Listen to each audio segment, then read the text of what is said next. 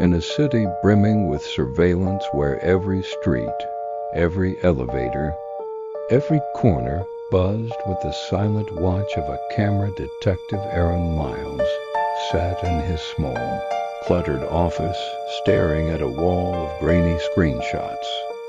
Each image showed the same man, medium height, sharp jawline, gray coat, hood up, expression blank. Nothing unusual. Nothing suspicious except that he was everywhere. Aaron first saw him while reviewing footage from a break-in at the Department of Finance. The man passed the corridor 2 minutes before the security system was triggered, but never appeared to leave. That was odd, but maybe he'd ducked into a blind spot. Then, 2 days later, in another investigation, Aaron spotted him again outside a black market arms exchange under an abandoned overpass. Same clothes, same posture, same stillness. Then again, this time exiting a metro station moments before a citywide power failure. It wasn't just similar looking. It was exactly the same man. In every angle, in every time-stamped frame, he ran facial recognition. No hits, no name, no ID.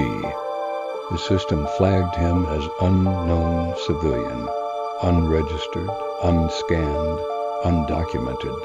Curiosity turned into obsession. Aaron stopped shaving. He stopped replying to his sister's texts. His walls filled with printed images, still frames from city cams, supermarket feeds, traffic signals, elevator mirrors. The man was everywhere, but no one had ever spoken to him. No witness remembered him. He never touched anything, never interacted. He simply passed by, quiet, present, watching. One night, Aaron followed a tip. There'd been a fire alarm at Mercy General Hospital, downtown. In the background of the exit footage, the man again. Just 5 seconds, walking out as everyone else panicked. Aaron took a car, raced across the sleeping city, and reached the hospital just before 3 a.m. The halls were empty. No smoke. Just sterile silence and a lingering beep from a hallway monitor. He wandered aimlessly through the corridors until he felt it, that unmistakable weight of being observed. He turned sharply and saw him, not in a reflection, not on a screen, in real space, standing just beyond the hallway, halfway in shadow, motionless. Aaron's breath caught in his throat.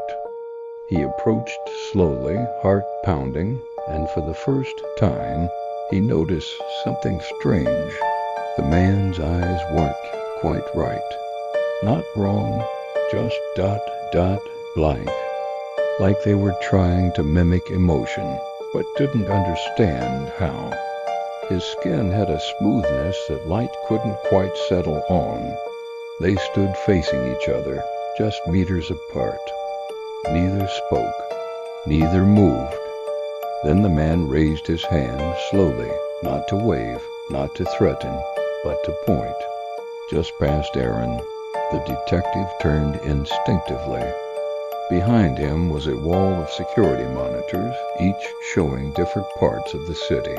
On every screen, there he was again, the man, in multiple locations simultaneously.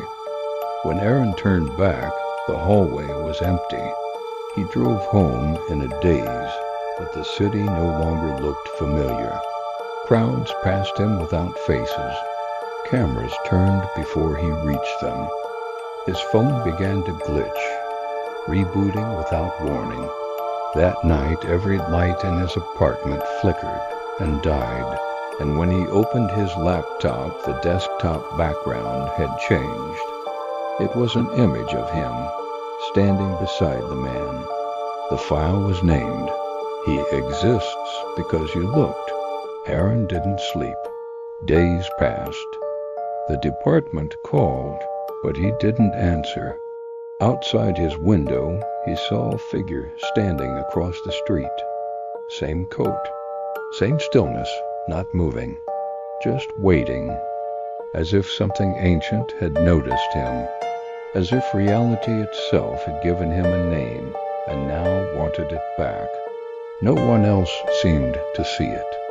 No one responded when he screamed, and slowly the images began to shift. The man and the screams. He started to look like Aaron, the face blurred at first, then clearer. Now, when Aaron looks in the mirror, he sometimes doesn't recognize the reflection. Not because it isn't him, but because it feels like a version of him written by someone else, someone watching, someone who was never supposed to exist.